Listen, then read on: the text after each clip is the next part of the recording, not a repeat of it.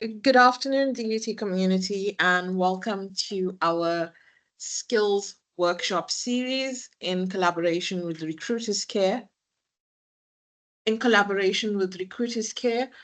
Today's topic is time management, and we are privileged to have with us Mr. Landry Mutombo. He is the Chief Executive of InspHired Recruitment. I love the name because it's Inspire and Hired. Solutions and has more than 10 years of recruitment and leadership experience backed by an MBA.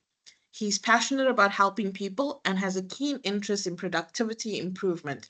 And we're so happy to welcome him here. And I really hope it's going to be a insightful session like all the sessions that we have been having. And thank you so much once again for joining us. And I'm going to hand over to Mr. Landry Mutombo.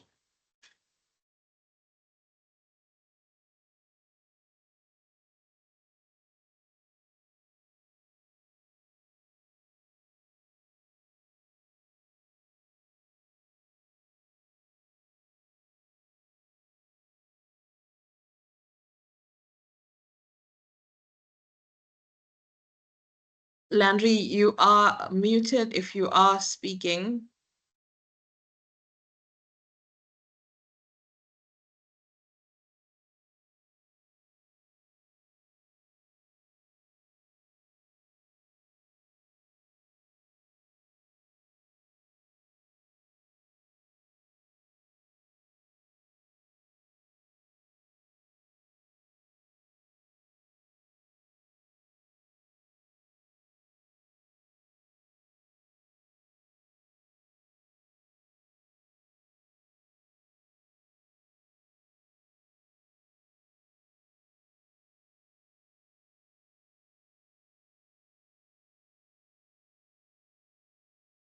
Apologies, we seem to be having a bit of technical difficulties.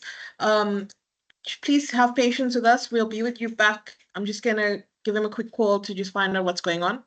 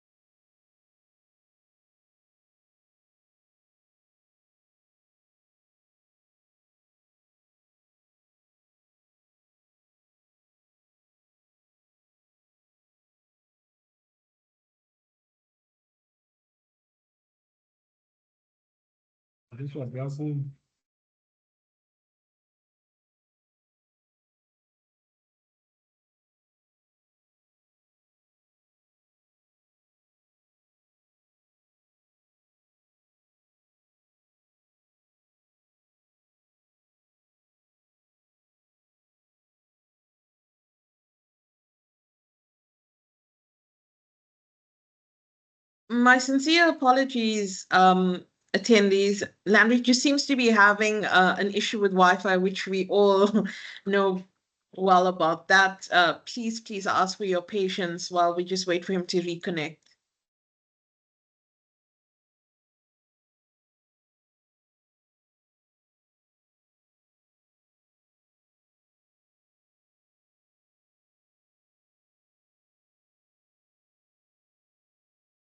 Hi, Ronald. I hope you can hear me.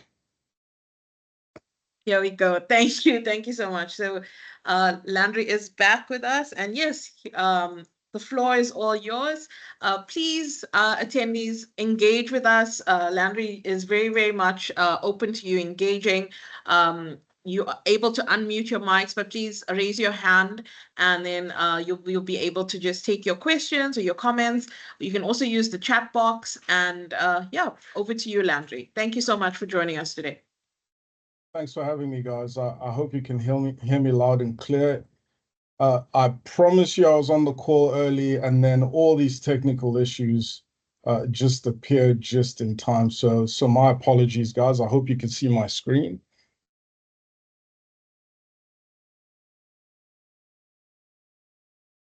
Yes, we can. Fantastic. Let's try that again. Wow. When you've been prepping all day, getting ready, and then your system just fails you, right? It's Murphy. Murphy's Law. Murphy's Law, and it's quite interesting because we're going to touch on this quite a bit today, and it's not the first time it's happened to me. I think the guys at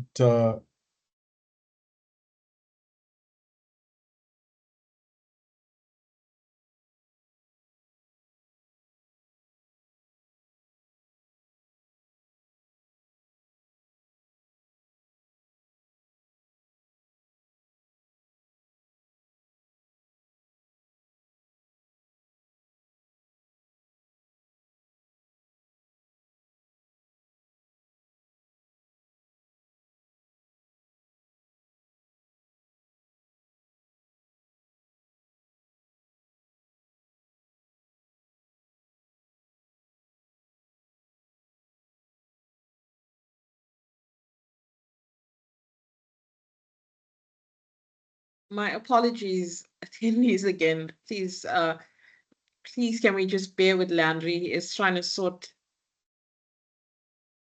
his system and network out.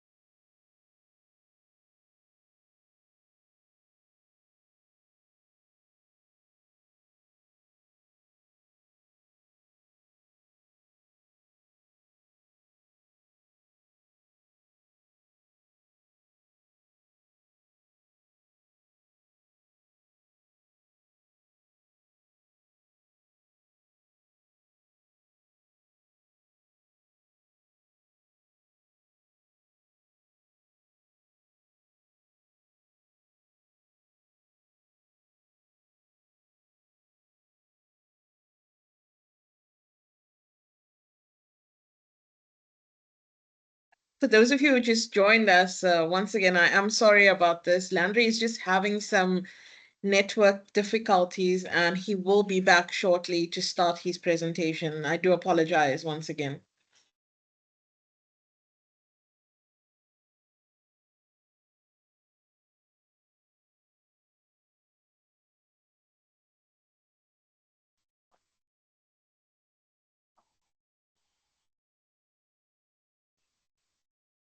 There are 70 people.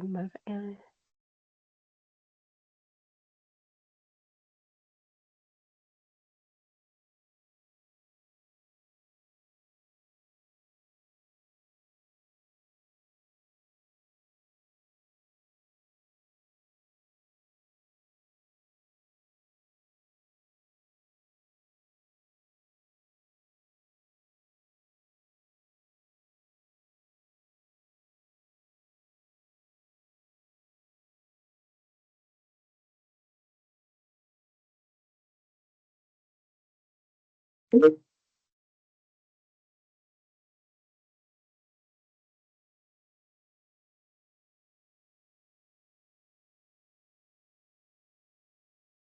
guys, apparently I was talking to myself for a while. Welcome back. Thank you so much. Renal, I don't know where I left the team or whether you could hear anything I was saying at all. No, all we saw was your introduction slide and nothing after that. Okay. Let me share my screen again, and because I can't really see myself, I hope that this will go better. Guys, my apologies once again. I don't know if you can see my screen now. Yeah, we can. All right. I'm going to move over to my presentation side and do my introduction again. Ronald, if you have my team's details, could you just give us a shout when if we get disconnected? Maybe give me a hello if you can hear me. Sure. All right, great. So let me start that over, guys. At least I can refine my pitch. I'm the CEO of InspHired Recruitment Solutions. My name is Landry Mutombo. Within the group, we have a traditional recruitment agency that does temp, perm, and contract. We also have a tool called InspHired Works, which is an on-demand temp booking platform in the form of an Uber or overseas are quite a few of these where it's temp bookings between employee and employer that we're doing some work on. We also have something called InspHired Connect, which is hopefully it's a tool that's going to rival some of the big job boards, specifically on the continent. So that's within InspHired. We have a company as well called Verify Me Technologies that essentially does verifications for employment and other things and references and so on. And then I've also got a directorship in a company called RadTech, which is it is an e-waste business where we recycle electronic waste responsibly. I'm speaking to you from our Bryanston office.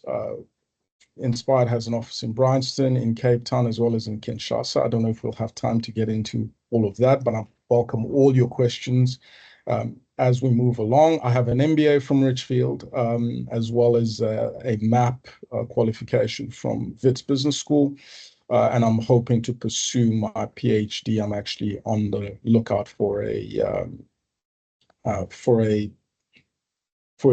a person who's going to walk the journey with me, specific to the research that I'm looking at, which is AI in recruitment and how technology can be a barrier to employment, specifically on the African continent. So that's a little bit about me. I have oversight over, let's call it 35 direct employees, and obviously being in the recruitment business, we're there to connect talent with employers, right? So let's move forward. What I can tell you is that time management isn't one of my strong points. I'm sure you're the same. And in fact, before I even go any further, please will you have an interactive session with me? I like to be challenged. I like to know that there are people in the room, colleagues that I can learn from, who can help me to learn a few things as we go through this workshop together. So, disclaimer: I don't manage time well, and today doesn't help my case either. We're 15 minutes in, and with all of these issues, some that are certainly out of my control, and my apologies for that. But I have many time management disasters, and none more fitting than today. And one similar one where I had set up an appointment and run out of a meeting into another one. And just like today, Teams decides to reset and do all sorts of things. I think I might have done something to Microsoft in a previous life, because it always drops me at the most interesting moment. In addition to that, guys, are you still with me? Yep, we're still with you. Fantastic. Okay, looks like we're good to go. Right. In addition to that, in fact, Geeta, who I'm really grateful for having me on, as well as Ronald and the team from DUT. Thanks, guys, for inviting me. I appreciate it. My first encounter with her, I was traveling, and I'd completely gotten my wires crossed and missed our initial meeting. And so I'm speaking to you from a person who certainly struggles to manage their own time, and I'm lucky enough to have somebody called Jamina who helps to manage a lot of my time. But I'm speaking to you. Hopefully, we can share practical tools. I can share with you what I try to do to get better at being on time, because not everyone has a Jamina in their life, right? let's move on. Why is it important? I mean, we've all heard that time is the most valuable commodity, and that is true. We can't make more of it. I have an 18-year-old son, and I look at him at times and wonder how he got so old so quickly, because 18 years can go by very, very quickly. In fact, InspHired as a company is turning 10 next month, and it really does feel like it was just yesterday. So besides it being such a valuable commodity, and if it's the most valuable commodity that we have in this realm, in this world, then being able to manage it is going to affect the quality of our life. And so I would argue that the ability to manage time effectively is probably one of the most important skills, not just from a recruitment point of view, but in order to get through life and jobs and have sanity. It's certainly something that if you manage well, it's certainly going to help you. Having a life as well. I think if you're not able to manage time effectively, it will probably affect every aspect of your life. When I have times when I don't manage my time effectively, not only does it affect the people I work with at InspHired and RadTech, but certainly my personal life, my family, my friends can't get to it. And that can have major repercussions for other parts of our lives, like, our mental health and so on. So if it's really that important, you got to think about how you're managing your time, whether you're a student, and I know we have different people on the call, but certainly from a jobs point of view, I'm going to touch quite a bit on that, and in life in general, right? Let's move forward.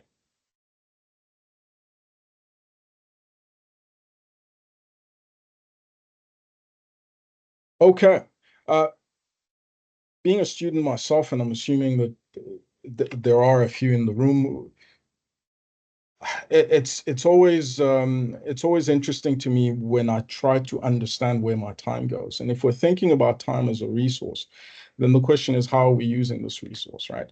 The Netflix vortex, I think we all have that, where you're clicking through and you find something you like, and all of a sudden you're deep in a series, and before you know it, you're binging till early hours of the morning.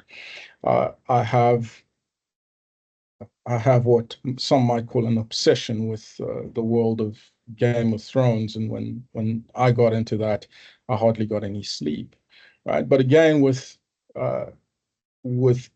being productive and how time should be managed, if you're spending nights where it's an unhealthy habit, like most in my life would tell you, when new series of Game of Thrones or House of Dragons gets released, then certainly you might want to check that, because it's eating up valuable time, and so it's important to look out for that. The other thing that I struggle with is that the 2 hour assignment thing. Nothing takes 2 hours from an academic point of view, as far as I'm concerned. I don't know about you in the room, but certainly from our perspective, you think it's going to take 2 hours, and it just never does. And this is a main theme of what I want to get into, just underestimating how much time things take to get done. And if you underestimate them, or you overestimate your systems, they might affect how you burn through time. This was a big one, and I do want to touch on it when I say group project procrastination spiral. This affects me quite a bit. It's affected me quite a bit, especially when you have group assignments, not just in an academic setting, but even in a business setting, when you are depending on somebody else for a part of a project, right? And when you're collaborating on the project, a lot of the time what can happen is, I'm outsourcing this part of the project to Renal, and so she's got to do this part. But because it's out of my hands, out of sight, and before long, you're eating away at time. And having the ability to say, wait, I've got a plan around this, regardless of whether it's on my desk or with somebody else within the group, that's going to be critical, something that we look at today. And then my favorite, and guys, this is a real issue for me. I spend hours and hours on X, descending into anger and frustration and joy and tears, all within the span of a couple of hours. It is one of it's one of my biggest issues. Is the minute I get onto X or Twitter, it just turns into a downward spiral. And most of us, we think, okay, I'm just going to scroll, and then one meme turns into, it turns into a couple of hours. So the real question is, so how do we manage that, right? And that's what we're going to get into. How do we make sure that we're still having a balanced life, because we don't want to discard all of these things, but we want to make sure that when it matters, we can demonstrate that that we can manage our time effectively and not get lost in Netflix vortexes, as well as, like me, X downward spirals. Now, as an employer, whether you're coming from your studies or you're working, whatever that might be in your current situation, or you're doing both, there are critical things that we look at from a time management point of view.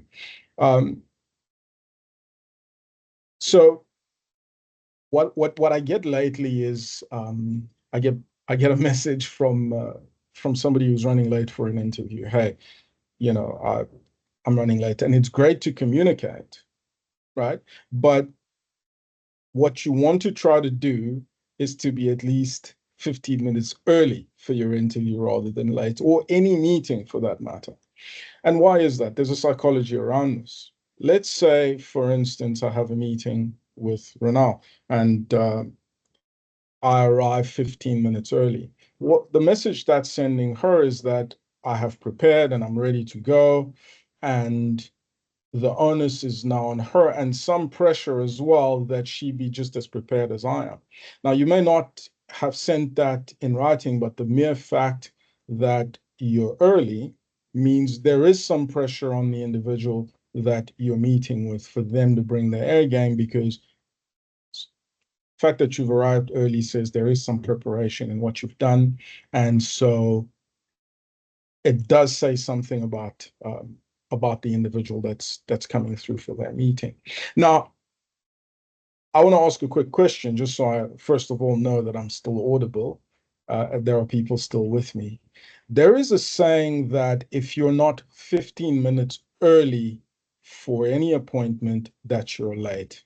How many of us agree with that sentiment? Feel free to shout.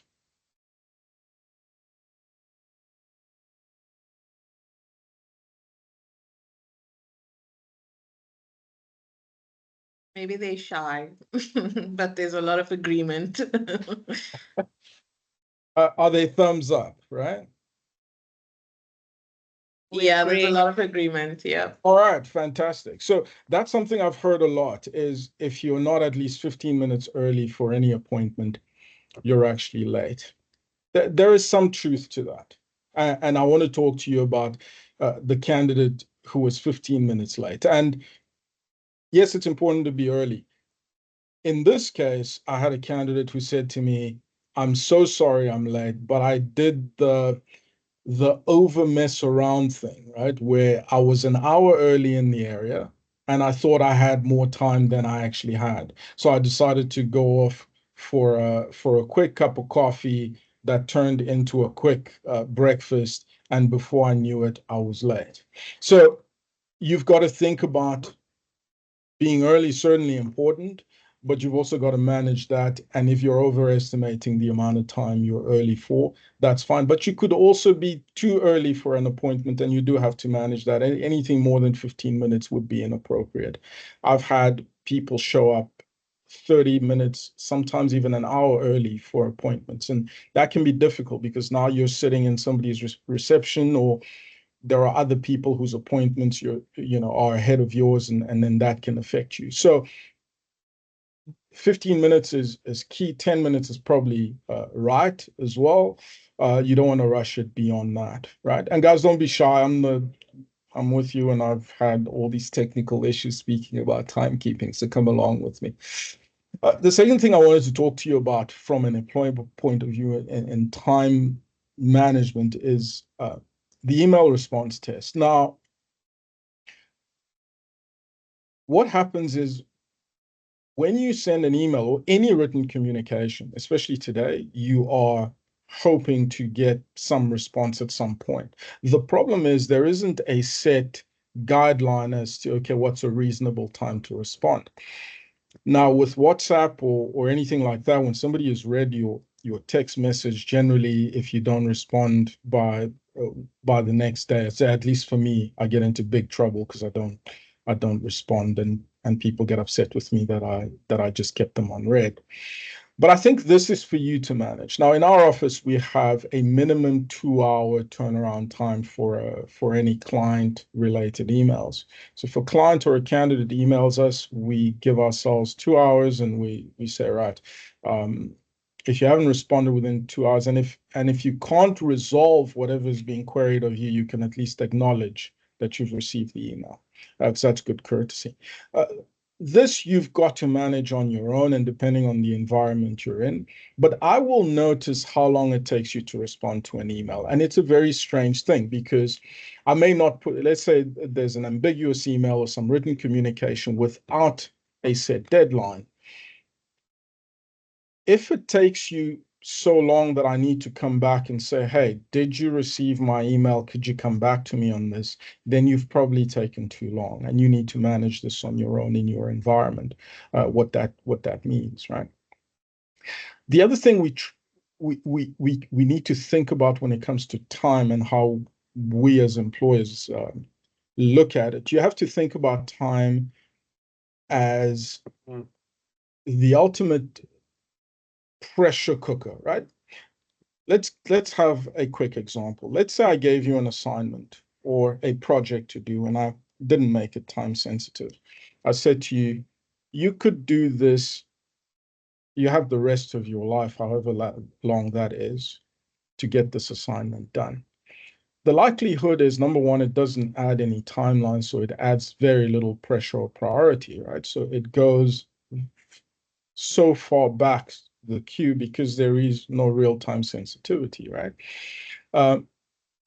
But if I add time, automatically I add pressure.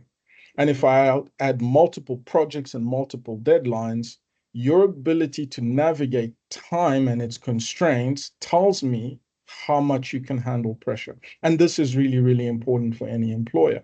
In fact, resilience and how to handle pressure is the number one thing I screen for when I'm looking at a candidate to work for InspHired or any of the projects that I'm involved in.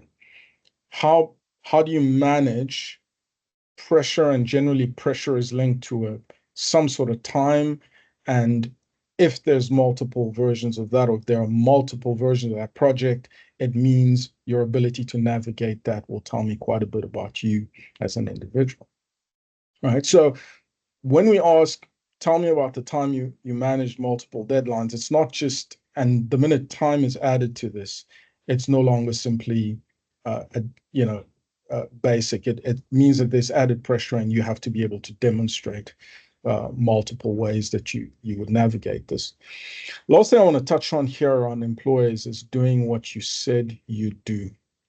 There is a way that I manage people. It's and I can't remember who I learned this from, but there's a concept called management by questions.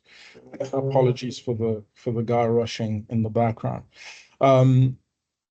There's something called management by questions, and essentially what that asks of leaders and managers is to hardly or never make statements, but to simply ask questions of the people that are around us. I'll give you an example. Let's say my client wants to fill a role for an accountant, phones me and says, Landry, I want an accountant. And I say, okay, I'll bring in a colleague to do the research and provide you with the right profiles.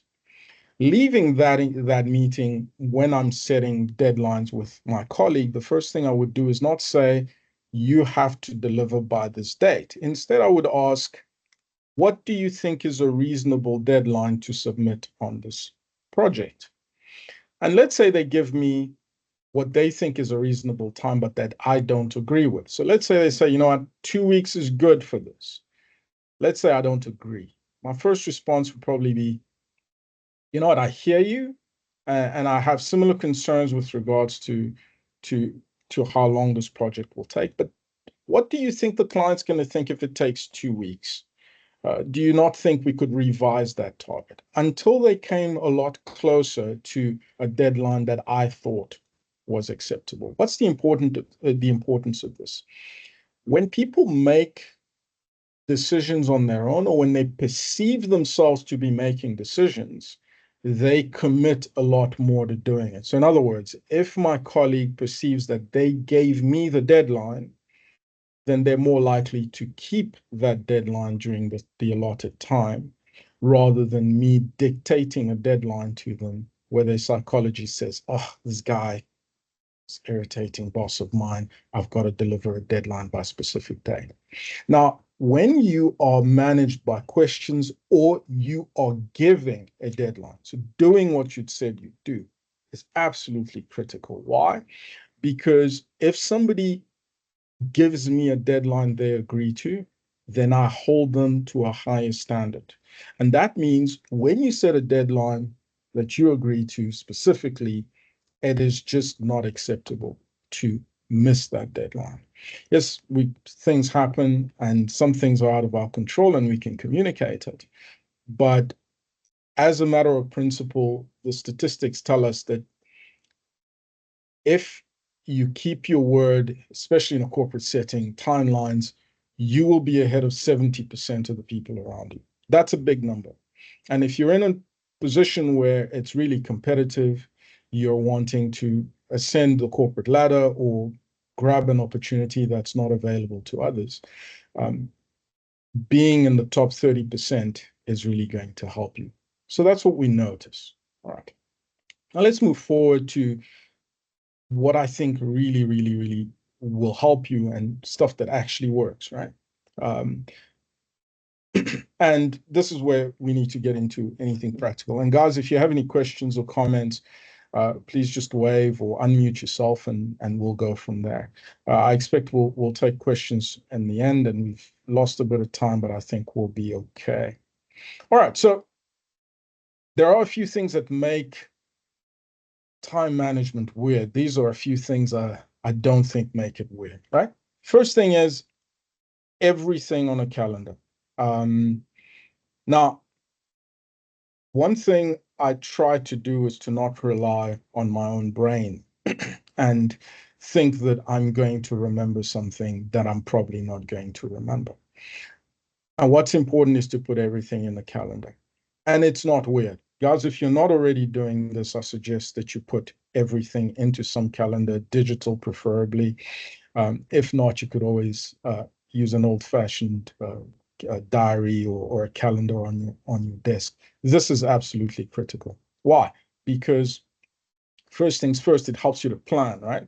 And I'm not going to get into planning a lot, but if we understand that, again, that time is a commodity and a resource that is finite and scarce, then being able to plan on how it's used is going to set us apart from the people around us. So that's very, very important to think about. So you can visualize, you can plan, you can see how much time you have when you're laying it down on a calendar. And this happens to me a lot. When your diary starts getting full, you start realizing, man, I don't have that much time, and now I've got to push meetings away to the next week. So it's not just about being organized. It gives you some visual idea of just how finite the resource is, right? So it's very, very important to keep everything in a diary and make sure that everything is in your calendar, right? In fact, I had engagements in my personal life where, and my team have access to my calendar, and everybody around me, they literally book time in there and say, right, I'll see you, block this time away because we're out of time or whatever. Because I might just plan, and it's not great to have to be double booked. Very important to keep that. Hands up again who uses their phone alarm for, not just to wake up. I'd really like to see somebody talk to me on this. Is there anybody that's using their phone alarm for time management rather than just an alarm to wake us up in the morning? You can unmute and speak. Okay, they've put their hand down now, but there's a lot of thumbs up. Hi there. Hello. Hi, Mr. Mutombo. How are you? Good, thank you. How are you? Who am I speaking to? I'm good, thank you. Greetings to everyone as well. This is Ntando Mbele, who you are speaking to. Hi. And I want to comment on what you just asked. I do use my phone for trying to teach myself to manage time. So how I use it is that I have downloaded an app called Memo. So some phones are bought with the app already in there, but mine it was not there, so I downloaded it. So on it, I would write my tasks. I would have a priority list, and then I would write every task that I wish to achieve in a day, and then close to the task, I will then write the time in which I am planning to do that task. So I do use my phone to try and teach myself to manage time, and that's how I use it. Thanks. Oh, Mr. Mbele, thank you so much for that. You get 10 points. You get the first points of the day. You can cash in your points at the end with Ronald. I'm not sure whether it's worth anything, but you certainly get 10 points for being first off the gate. Thank you so much for sharing that. Apps are a great way, and we're going to touch on apps in a bit. That really help us to manage our time, right? And so if you walk around in our office, you at any point in time you could hear phone alarms going off, right, at 9 or at 10, and it's a great way to just not just as reminders, but to transition from one activity into another. So if I know that by a specific time I need to be moving on to the next task, then if I'm taking long with one or I'm in the zone, then guess what? It might just remind me, hey, listen, you should really be moving on to screening candidates rather than messing around, scrolling through X, for instance, right? So if you're not already using your alarm or your phone in general to manage your time a little bit better, like Mr. Mbele, you're missing out. And we're going to share collectively some tools that we can use there to get it done. I don't know if anyone's heard of the 10-minute rule, but this is really it's a great tool. It works for me. And and before I get into it, I don't know if anyone has heard. So if you have, please unmute yourself and come forth so that you can share with us. Otherwise, I will move forward with it.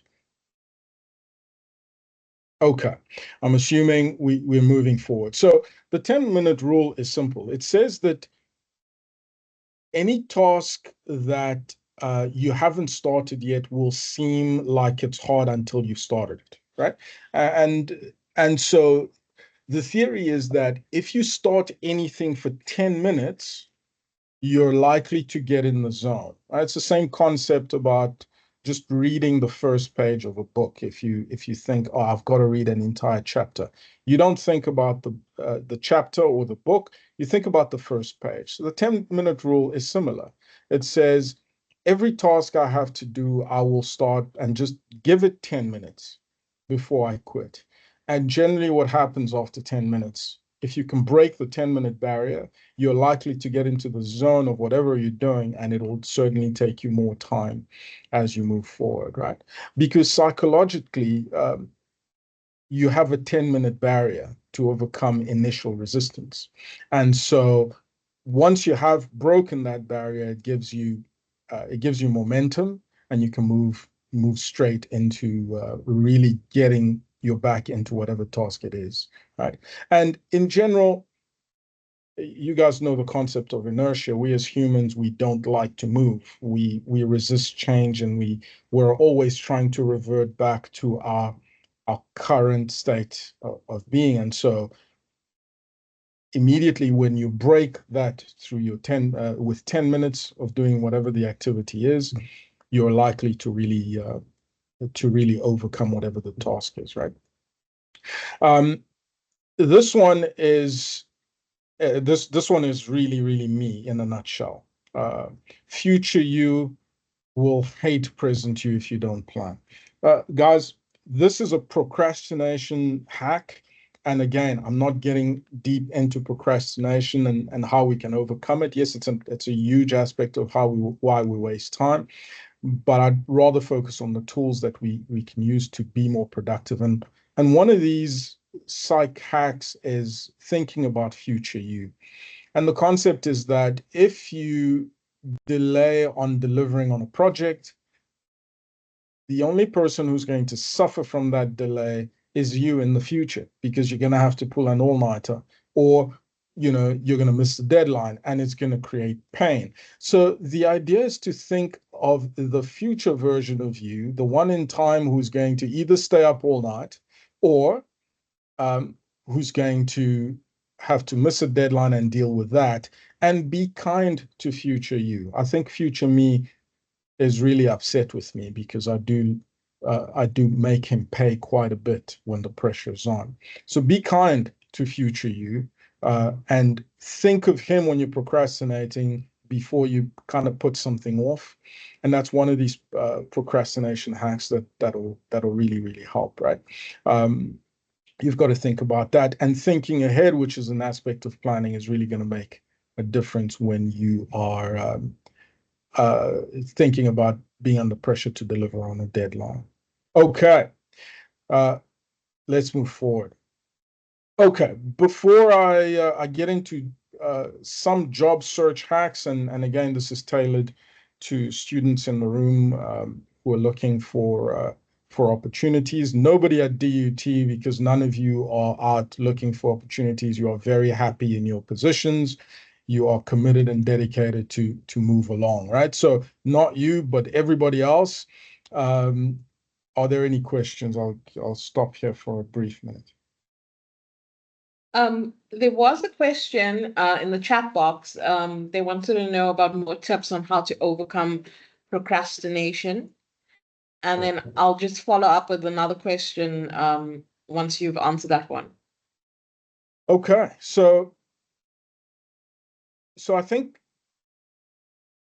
if you consider the concept of procrastination itself, it's a mental thing that we need to try and overcome. And a few things that we've already discussed today are going to help you. I think the enemy of the thing that busts procrastination really is a schedule. You've got to plan and you've got to stick to your schedule. If you can do that by using some form of calendar and making sure that your time is blocked, but not just that your time is blocked, but that you adhere to the time that you've blocked out, that's really going to help you. So everything we've really discussed here, using some technology to help you with that, and just getting started, as well as thinking of future you. But one other thing that I didn't touch on here is your environment. And maybe that's the one thing we can add to help you with procrastination. Now, the people that we spend most of our time with, or the people in our environment, are going to be a huge influence on whether we procrastinate or not. You've got to surround yourself with people that are not going to let you procrastinate. Now, if you have a student buddy or somebody in your close environment who is going on the journey with you, or a work buddy, at InspHired, we have accountability buddies, right? Where within a pair there's accountability, and one won't let the other fall flat. That's a huge aspect where you surround yourself with people that are actually on the same mission as you. So that's really one more thing that you can add to stopping procrastination. What was the second question, Ronald? As I think of one more thing I wanted to add to that. How do I ensure my projects stay on track when I rely on others who often miss deadlines due to poor time management? Ooh, very critical. And I touched on it slightly earlier, guys, when I was talking about, let me just find that slide quickly. When I was referring to group project procrastination, right? If it loads, guys, I apologize. My system is just not playing ball with me today. It's on a holiday. So let's quickly move through this. All right. So we spoke about your environment and the people that you surround yourself with is very, very important. The other thing I wanted to talk about procrastination. One thing that is guaranteed is that the more tired and fatigued you become, the less productive you become, and the more you procrastinate. This is what I wanted to add. So, sorry, I thought there was somebody speaking there. So basically, Renala, are you still on the call? Still here? All right, great, fantastic.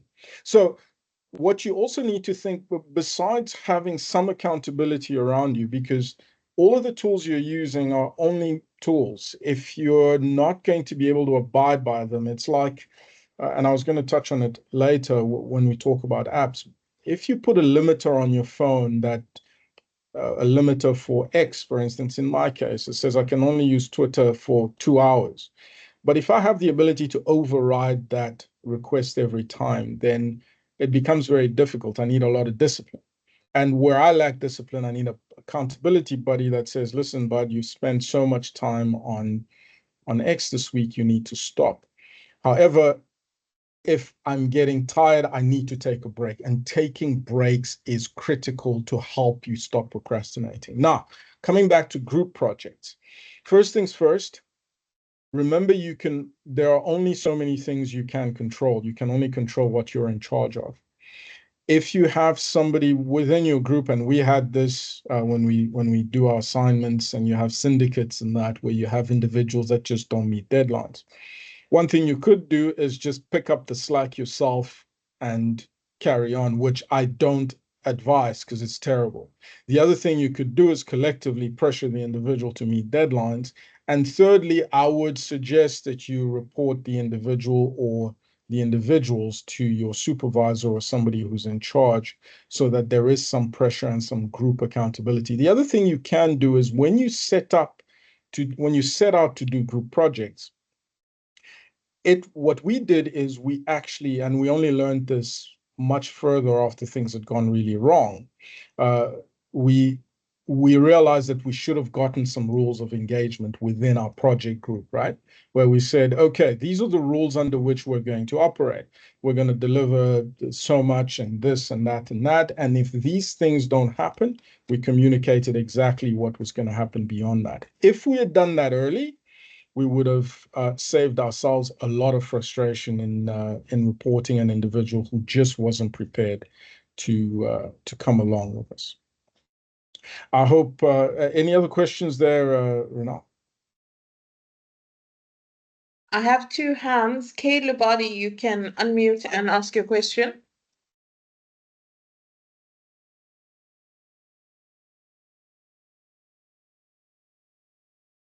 Okay. Mbele, if you want to ask your question, you can unmute. Thank you, Ronel. I do have a question. So, Mr. Mutombo, you touched on quite some important points in your presentation. There are points that I want to go into, like when you talked about about how you can binge on Netflix and new series that comes up. So that's part of entertainment, of entertaining yourself. But it is a major disruption in our professional lives. So I want to know how can we best manage or find balance between that and our professional lives, because you did say it, and you said it best when you said that these things are also part of of us. So we cannot completely discard them. So I've found that in the past, uh, I've had days when I decide not to uh, partake in any entertainment activity, just focus on my job and on my assignments. And at the end of the day, I would feel very satisfied, very happy, because I would be ticking every task that I've set. But when I bring in entertainment, there are tasks that I wouldn't tick because I did not do. So I think the problem is balancing. So that's where I want to get assistance or some light on. Thanks. Okay, Mr. Mbele with another 10 points. Gee whiz, the man is on fire. Great point, and we can't. I'm going to touch on that as well as we move forward, because we're humans, right? You cannot spend all your time being productive. There has to be some time that you can escape your world. I personally don't want to be dealing with a world where it's all work and it's all serious, right? But it's about balance and it's about managing that. And yes, you can schedule time. I have specific. I know on the weekend there are certain times, and I look when my favorite soccer team is playing, and I know. Don't even talk to my family. Knows during those 3 hours, the build up until the game and post match, 3.5 hours. Do not talk to me because I'm not available to you. Or there are certain days on the weekend, and if I'm going to do a 6 out of 7 day week, then Saturday I'm studying, but Sunday don't talk to me. I do not open a book, right? Because that's my day to do my faith-based things in the morning, to have time with family, to enjoy a good film. To We need the balance, but the problem comes in when we are watching Netflix during the time we should be doing other things. And if we schedule our time properly, I think it's then those things become really, really good for us, because we must have balance.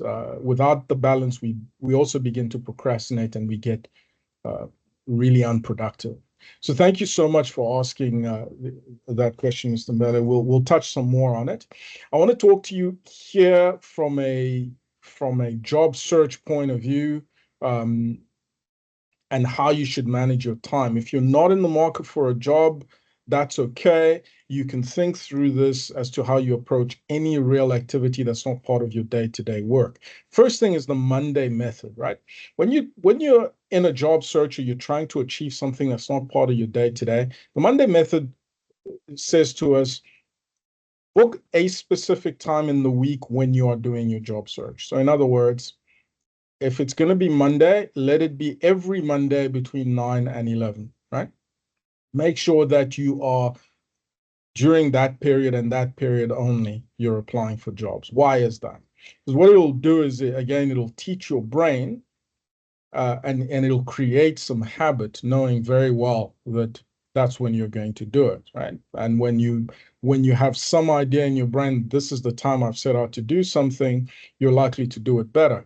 And in addition to that, it'll reduce your anxiety, because if you're in the job market or you're trying to do something around work, your frustration might be that you're anxious. Wednesday you see a job spec and now you throw your entire week out to try and apply for that.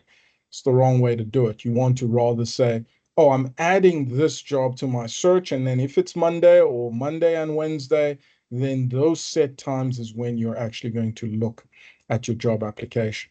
The other thing it does is I call candidates at times and say, hey, friend, I found your CV and I have a position available. And the first thing they say to me is, I apply for so many jobs. Where are you even calling me from? Right? Because they don't even know where they've applied. And that's because they're not blocking time out and they're not organized. So their job search is a scattered shoot and hope. rather, spray and pray rather than a focused results-driven approach, right? The second thing is you want to be conscious about how much time we're spending reviewing your applications. From my research, I saw that as recruiters, we spend 6 to 10 seconds looking at CVs. I think it's accurate if it's not shorter. We imagine the amount of applications, and Geeta was touching on this when she was speaking about the interview. If you think about how many applicants we get for a very limited amount of positions, if we went through every profile in detail, we would certainly run out of time. So what then starts happening is you've got to scan through quickly, screen, and move on. And that means that when you're putting your profile together, you've got to put what's important there. And if you're doing it organized according to the Monday method, this should really, really help you, right? The other thing you have to think about is never copy and paste, right? Because again, sharing with you that my research was on AI in recruitment, and I can tell you that when you're applying for any job today, you're hardly ever applying to an individual. If you send me an email with your CV without a phone call, it's probably lost in my inbox. So you're applying through something called an applicant tracking system, and that system is full of AI and it's reading keywords. And if your CV is not tailored to that specific application, if it's just generalistic, you become this active candidate who's just throwing your CV everywhere. And you're not actually taking the time to customize your profile according to the job you're sending to, right? The best way to do this is to use something called the application power hour. Now, what we do is we have power hours for sales, but what you want to do is you want to take 60 minutes or something along those lines where you're looking at every application from that point of view. So your structure is 10 minutes where you're doing an actual job search, something that matches you. You're spending another 10 minutes doing the research on that job and the industry and everything around it. Then you're spending 15 minutes tailoring your CV, putting together a cover letter for another 15 minutes, 10 minutes to review, and you're moving on to the next one. So you want to really be limiting the amount of applications that you're sending, but making sure they're quality. And if you're managing your time correctly, then this shouldn't really be a problem. I'm assuming there may be some questions around this, and I also don't want to crouch on other workshops, but it's important from a recruiter's point of view that I let you know exactly what you can be doing in order to hack time when it comes to job searching, because it can be time consuming when you're looking for work. And if you have a scattered approach, it will probably take you longer. Right. Let's move forward now to tech that actually works. I know we're running out of time, and I want to make sure that we have plenty of time to deal with any questions post this. All right. The first thing I want to do is I'm going to share an app with you, and we've already got one earlier. We had one. It's called Memo from Mr. Mbele. The one thing I want to share with you, a productivity app that I think is it will help you manage your time, is something called Forest. I don't know if you guys have heard of it. So it helps you to block time while planting trees, and it gives you rewards and all of that. And it seems to have an effect. I think the fact that you're planting a tree and waiting for it to grow and it actually helps to plant trees around the world is really, really helpful. I'm going to share another one with you, but I'm hoping that you guys can also share your apps that you're using, like Mr. Mbele did, that's helping you manage your time. One thing I'm doing, I've started with is an app called Notion. It's taken me a long time to really organize it, but it's a visual organization tool, because one thing I'm really trying to do, and this is part of it, is to have a bigger voice in our industry and be a bit of a thought leader. That means I have to write a lot of articles and I have to publish a lot of posts on LinkedIn around our industry and productivity and our continent. And what Notion has really helped me do is to gather all my posts and my ideas in one place and help to see me manage that and, put it into an app that'll publish it to social media, specifically LinkedIn. So those are two. I have a few others that I want to share with you, but here I'd really like to hear from you. Teach me, guys, what apps are you using that are helping you save time, and how do they work? Besides Forest and Notion. Landry, somebody wants to know what is the name of the app that you mentioned. Please repeat that because they didn't hear that. It's called Forest, the first one, like forest where you plant trees. And the second one is called Notion, Notion. And I will send you some notes, Ronaldo, you can share with the team that I've prepared for today's workshop. Thank you. All right, who wants some points, guys? Landry, we do have one quick. Oh, she put her hand down. Okay. Share some apps with us, guys. I'm sure you're using plenty of them. So what are you guys using?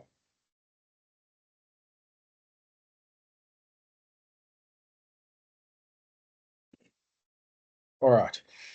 Let's move forward. I'm hoping you'll come forward and share that with us anyway. Don't be shy.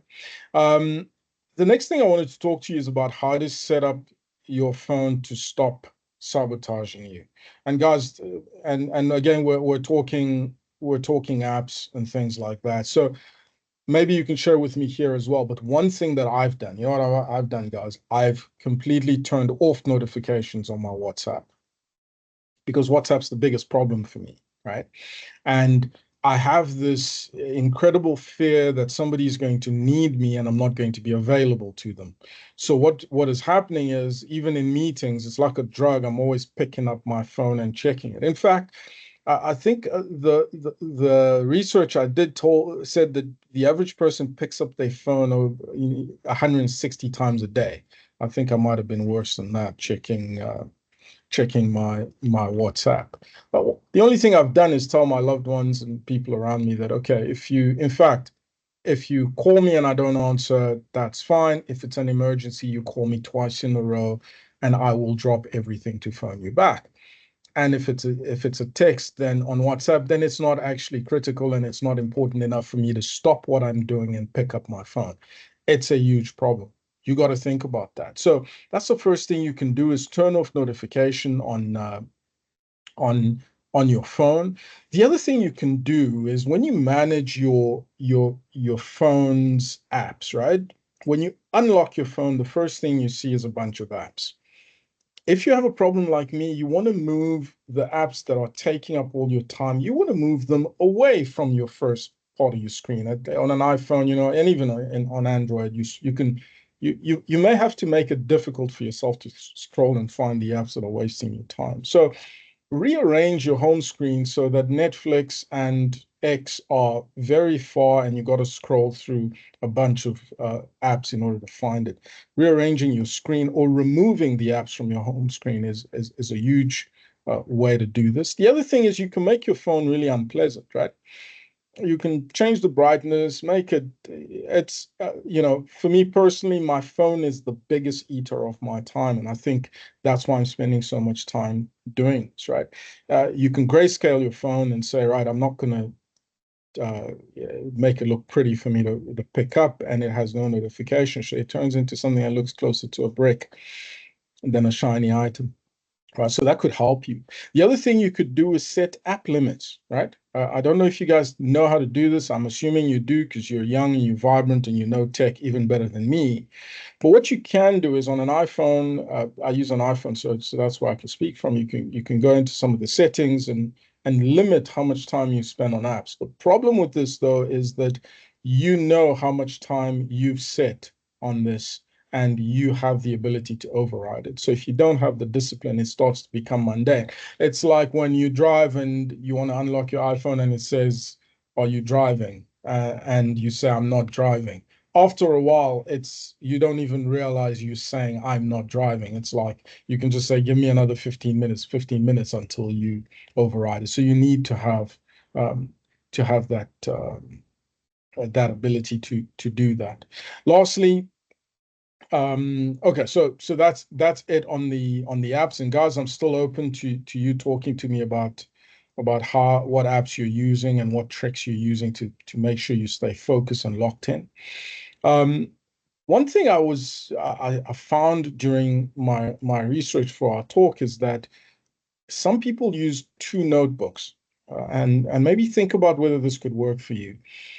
I use one notebook and I write everything in it, right? So I date it and then I write all my notes. And if I'm in a meeting, then I'm taking notes for that meeting. And sometimes my book gets full of information. So what some people have is a separate notebook that rather takes headlines, right? So on this date, these are the headlines, this is the content. And that seems to work for some people. I haven't tried this, but I certainly thought I'd share it with you. So you can think about maybe doing that, or having a board where you're writing headlines or information you can go back quickly towards, and having another notebook or something digital that takes notes for you. There are lots of these digital note takers that you can use that'll make a difference between the two, so you don't have to scroll through a lot of data to find exactly what you're looking for. The last thing I want to touch on is music, right? And guys, you especially youngsters in the room will be able to share on this. Having a good playlist is actually a secret weapon. When I study and I study a lot of information, I struggle to do it without some sort of noise in the background. And so, and depending on the kind of music I'm listening to, it can actually prompt certain behaviors out of me. So in other words, if, and one thing I have a real problem with, let's say I spent the day doing InspHired, rad tech, and all of this other work, and I get to the end of my day and now I have to do an assignment or do something different. Or let's say you're out and about and you've got to switch between one mode or another. One of the good things you can do is if you train your brain to have specific kinds of music for specific activities that can trigger behaviors in you. And guys, it is, your brain does get comfortable with certain kinds of music. It's like sounds can trigger responses in us. And so if you have a good playlist, what you could do is say, right, anytime I'm studying or anytime I'm doing this kind of activity, I want this kind of music playing. And when that music kicks in, even when you're not really in the mood, it could trigger something in you. It's called flow state triggers, right? It creates an ability for your brain to switch on and kick in. If you're not already using a playlist, you're missing out. Now, it's not for everybody, because I know that some people want to absolutely have silence when they're studying. But if it does work for you and during task, and for me if I have loud music playing anywhere, I certainly can't stay in bed or sit down. I've got to get up and do something, some activity, clean up or whatever it might be, because music gets me going. It could be the same for you. Use it. Right. We have a little bit of time. I don't know that we're going to be able to get into this. I really wanted to do a Netflix calculator. I don't know if any of you have this. And Mr. Mbele was referring to us spending time on Netflix and things that are eating our time. The most important saying that I have in our business is that what you measure, you improve, right? You can't measure you can't improve what you don't measure. So if you don't know your personal weight, you don't know to improve it, whether you want to lose or gain weight. If you don't know how much revenue you're generating, like in our business, and how much activity you're doing to generate that revenue, you can't improve it. You can't make it better. So there's something called a Netflix calculator. And those of you that are in front of your laptops, you can go to it. It's called netflixcalculator.com. When you go there, it'll actually tell you, hey, go to your Netflix, log in, and download your viewing activity. Once you've downloaded that viewing activity, you can upload it to your Netflix calculator. And it'll tell you exactly how much time you've spent doing nothing but Netflix and chilling, right? And so really such an interesting one. And I had mine done earlier. I just thought it was pretty incredible. And so do your own and see how much time. I think mine said I was spending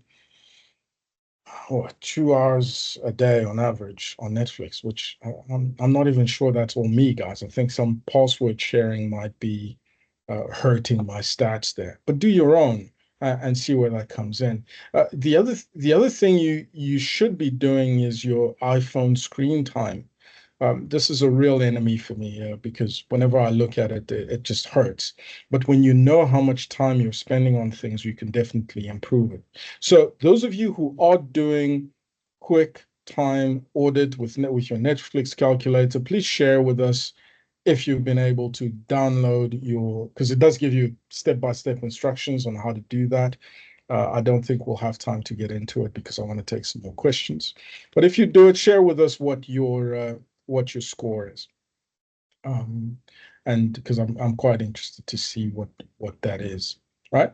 The other thing is we learn from one another, right? We're not in a room setting, but whoever you're with, share with them. I learn a lot from the people around me, so you want to be doing that with the person that's closest to you. And then I want to spend a bit of time on this. As you plan, you want to have a clear distinction between the activities that are meaningful and impactful and the right activities and the ones that are going to waste your time, right? And red activities, high distraction, yes, they're necessary, but you need to know them, right? TV scrolling through Netflix and your phone and all of that. Red activities, yellow, they're necessary but valuable. So, certain tasks. And then green are the ones you really want to do. And so when you're measuring where your time is going in order to improve it, you really want to do that. And then you have something to improve, right? Because you can color code them. And then we spoke earlier about prioritizing. There's a concept of, make sure, limit the amount of priorities you have, because if everything's a priority, then nothing is a priority. So you want to have a clear list of priorities that says, okay, if I do nothing else but these three things in one day, then I should be fine. And this will mean productivity for me. And then I will feel productive, which means I can do this again. Don't have too long a list of priorities. Yes, you have a lengthy list. And somebody said to me, Landry, you will never get everything done. Yes, I accept that. But there are certain things, pardon, that I have to make sure that I get done within the day. And you need to know what those three things are. Right. We're wrapping up because I want to leave some time for questions, but I'm happy to hear from you anyway. Balance. Again, Mr. Mbele was speaking about balance, right? All-nighters don't work. Don't do it. I know you guys are probably rolling your eyes right now and saying, "Oh, you don't know, when we're studying or working, we've got to pull all-nighters." Don't do it. It just makes you worse. In fact, most people cannot operate on less than 6 hours of sleep. I need 8 hours, and I'm not ashamed to say it. The modern thing these days is like, yeah, if you really want to be successful, you got to work through the night and push the boundaries of sleep. Who needs sleep? We need sleep, right? If you're sleep deprived, 40% of the information you have, you will retain. You will lose most of it. You lose cognitive ability. I need my 8 hours minimum, or else I get very grouchy and then I'm not happy, right? The other thing is, if you're spending just 2 hours sleeping and then you can't retain most of the information that you learned, doesn't make sense. You might as well get sleep and carry on thereafter. It's much better, right? This concept is something I want you to think about, that sometimes we have this perfectionism paradox, right? And the rule is the first 20% of what you do will generally be good enough for your project, right? So you don't want to, so in other words, if you're going to wait until a project is perfect and then miss a deadline or not get any sleep, you're missing the point. If you start doing the project early and you spend 20% of the effort doing it, you will have a good enough product to put forward, and all you got to do is tweak later. But if we wait for perfection, we generally run out of time, And then we put pressure on ourselves to deliver on something that we think is perfect, and we generally struggle thereafter, right? I've already spoken about the sleep equals more productivity, and all the stats show it. I'm not going to get into it now, but everyone will tell you majority of humans cannot operate on less than 6 hours of sleep regularly. It just isn't worthwhile. Your body regenerates while you sleep. Your health becomes worse. You just cut your life shorter trying to catch up to doing too much and perfection, rather than saying this is good enough to at least get me started, right? Right. And then plan for fun. Again, Mr. Mbele spoke about this. Yes, we don't want to be a robot. You want to plan for your holidays. I find that the more I work, the more tired I become, the more I procrastinate, and I'm not efficient anymore. But all I have to do is say, actually, you know what? I'm blocking 3 weeks from now. It doesn't even need to be now. 3 weeks, 2 months down the line, I'm going to block out this time, and I'll make sure that I'll go away for that time. And the minute that's locked in, I begin to feel better because my mind already knows I'm planning to play later on, and it's going to be worthwhile. So you want to plan for that. All right. I think we are at the end, right?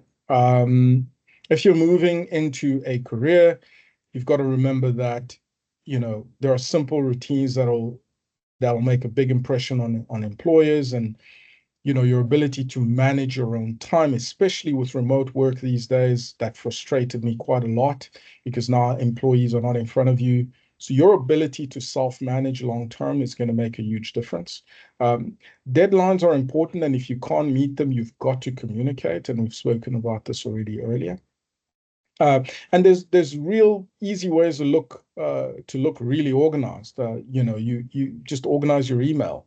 Make sure you have a notepad. I mean, people walk into meetings without a notepad and they're not organized. You want to be sure that you're taking notes, and even when you're still kind of figuring it out, you can look really, really important to the people that are around you. And then that'll really help you. Those are just some really basic things to get you started. If you take one thing away from this, I really want you to think about just getting started, right? What changed everything for me is two things. I read Eat That Frog, which is the concept of starting your toughest task first. So you want to eat your biggest challenge as early as possible. And if you apply the 10-minute rule that says I'm going to start for 10 minutes, you're likely to do the hard stuff up front when you're freshest and it's out of your way, and you can get through other things. You've got to think about that. And obviously, we've spoken about your priority list, which is really, really important, right? So with that in mind, I'll leave you with three things. The first thing is you got to eat that frog first. Make sure that you're using all the right tools, including planning digitally, if at all possible, and measure where your time is going so you can improve it. So, do your Netflix track or whatever the other apps are that you're using. You want to write that down and actually start calculating how much time you're spending on these activities. Because again, like we said, if time is the most important commodity, you want to know how you're spending it. Okay, guys, that's it. Thank you so much. You can ask me anything. I'm also leaving my contact information right here. Our website, my work email. Contact me if you'd like any information on this session, or if you're just interested in our work in general and the things we do. Everything is online. I'll hand back over to Ronald and take some questions, and we've got 10 minutes and we can wrap up from there. Ronald, over to you. Thank you so much, Landry. I really enjoyed your session. Found myself giggling a little bit because guilty of some of the things that you did say. I love the fact that you were so relatable and real life scenarios, very different from other time management webinars that we do attend and workshops. So very grateful for your insightful session with us. I do have a comment here or a question. I have an issue with spending an extended amount of time on a single task and end up not having enough time for other tasks that I have to attend to. which limits me to conducting thorough research and makes me anxious. How do I plan accordingly when I've lined up deadlines? Eat your frog first. Yeah, Eat That Frog, right? That Brian Tracy book's really, really good. But also, remember we spoke about how you could create, you could have either music or you can set an alarm, because that's also meant to help you transition from one task to another. So if you know that by 3 p.m. you've got to be done with this, you need to set up some things around you that are going to help you transition from one task to another. And if you're really, I struggle with this as well, because when I get in the zone, for instance, and my academic brain switches on, which takes a while to get going, I don't want to stop, because when you're reading research papers and you're really in there and everything you're touching, when you're writing, your research and everything's coming out of you, you don't want to stop. You want to stay in that moment. But if the next task is just as critical and is giving you anxiety, you really need to set up some digital tools that'll say, you've only got 3 hours for this. And if you're going to go further than that, you've got to stop, take a quick break, come back in and change your setting a little bit and start the next task. So great question there. Thank you. Then I have another question. I don't watch TV or Netflix. Is there a YouTube calculator? That's great that you are not stuck on Netflix. I haven't looked up a YouTube calculator. It's not one of my weaknesses, but I'm pretty sure there is one. And if you're doing it on your phone or on your laptop, there are plenty of tools, and I'll do a bit of search and I'll send to Renal some of the tools you can use, because your phone will tell you how much time you're spending on any given app. And if you're logging in, certainly you should be able to pull some reporting from YouTube that's telling you how much screen time you have. And again, what you measure, you improve. The first part, the difficulty is just reading those stats that say, in fact, I get so triggered when I look at did I really spend that much time on my phone? And so when you know something and it's in front of you, you will get to improve it. Thank you. I use my phone for taking notes or recording the meeting. Is it necessary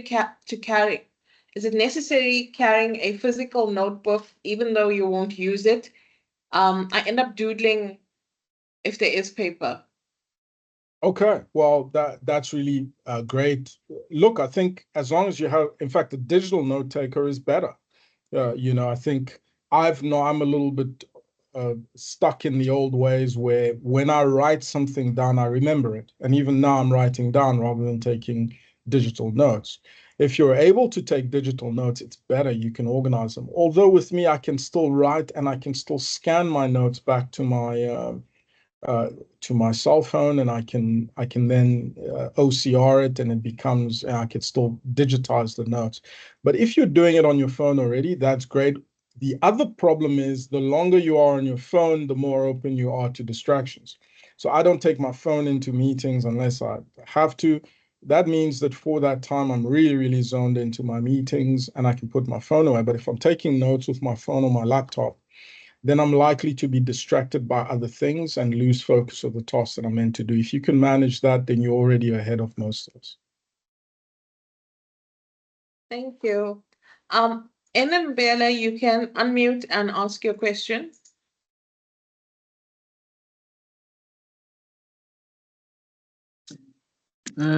Thank you, Ronel. A very good presentation, Mr. Mutombo. So on the last part, there are also important points that you touched on, two, just to be specific, which really stood out for me. The first point, so it's actually not a question, it's a comment that I'm going to make on what has been presented. So, Mr. Mutombo, you talked about Eat That Frog first, which is a very good way of doing things. And I think that meant starting with the most difficult task or part of the task while you are still fresh. So I do that sometimes, but sometimes I do it the other way around. It's like when I was a student at DUT. You know what I would do? Here is what I would do. So in a test, I would start with the questions that I see that are the easiest. So that gives me answering those questions gives me confidence, so that by the time I reach those questions that are a bit difficult, I already have confidence of having answered a few questions that were easy. So sometimes that's how I approach my assignment or my task or my work. I start with the easiest first. So there is two ways of going about what you just mentioned. And then another comment I would like to make is when you talked about priorities, which is very important. So on my app that I talked about earlier, I do have something that I had that I just named a priority list. So that's when I write my priorities in order of importance. And it's very important to have the most important priorities up there first. But sometimes that can be difficult because sometimes some of the assignments or tasks that we have can seem all important. And as you said, when they are all important, then nothing is a priority. Right. So what I do in that case, I would put some of the task aside, and then I would bring some to my naked eyes, and then I would achieve them and then move on to the other that I've put aside. But in essence, what I was trying to say is that those are the two points that stood out for me in the second part of the presentation. Thank you. Very good strategies and points on how to manage our time. Thank you for that. Thank you for your input. Great points as well. Yes, thank you so much, Mr. Mbele. Ronald, do you have any other questions? I see another hand. No, I don't see. Okay. There is a comment. Thank you for the presentation. Sorry, it is. Being busy or being effective and how to invest our time. Thank you. So just somebody thanking us for the presentation and thanking you for your facilitation today. All right, guys, thank you so much. Ronald, my deep thanks to you for the time and the opportunity. It's not lost on me.